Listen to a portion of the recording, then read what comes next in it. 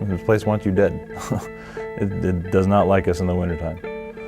You got to get zen with the environment that you're in, and it doesn't matter, if it's Arctic or jungle or what have you.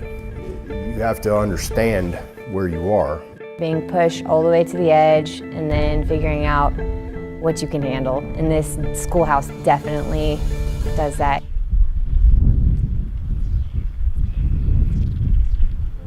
Sometimes, enemies don't fire weapons.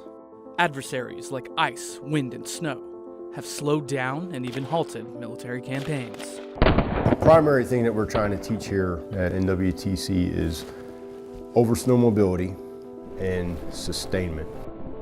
Historically, if you look at the Russo-Finnish War, being able to sustain through harsh conditions pretty much wins the battle. Nestled in the heart of the Alaskan mountain range, the Northern Warfare Training Center is an offshoot of the 10th Mountain Division from World War II. It's been training soldiers to thrive in austere environments since 1948. You have to understand the environment that you're going into, and that applies whether it be Arctic or jungle, desert, whatever the case may be. You have to understand where it is you are, and you have to understand its peculiarities and these special skill sets that are required to go into that environment and be successful. In a place where it's not uncommon to see icicles forming on your friends' faces. Doesn't feel great. A skill you need to know is one that seems pretty basic.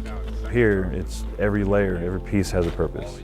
My socks have a certain purpose, my tops have a certain purpose, how many I put on and what order, it's all important, and they learn that here. In addition to cold and snow, this region of Alaska is also known for being remote, which can mean less infrastructure for getting around. The United States is a very machine-dependent army, and so for a lot of folks to get away from their machines and away from their roads and their infrastructure is sometimes shocking to their system.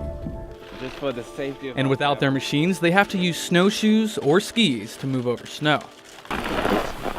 But some of these students have never even seen skis before.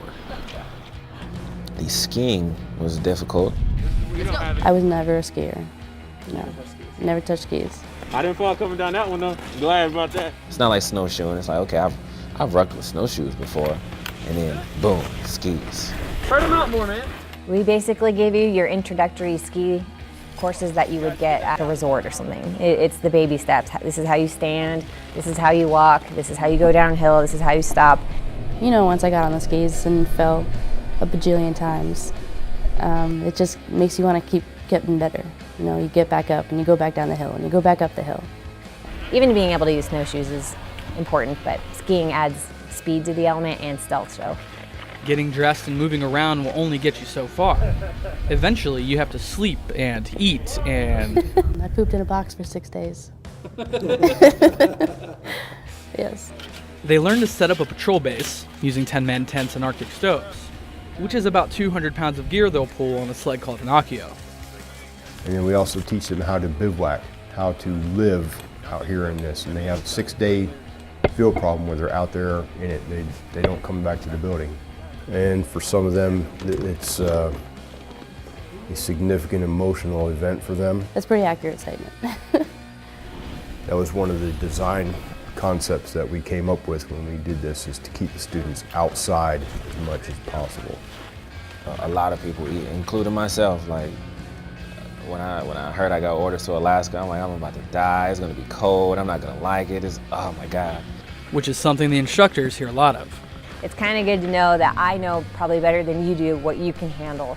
And I love seeing them get pushed to the breaking point, and then they break through it, and then they have nothing but the utmost respect for what we do here, because it does get rough.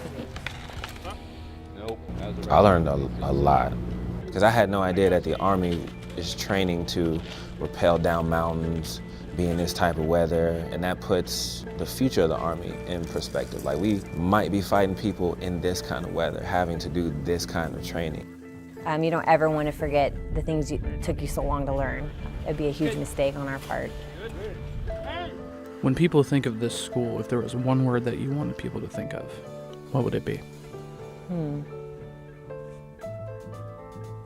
Essential. essential. It'd be one word descriptor, absolutely essential.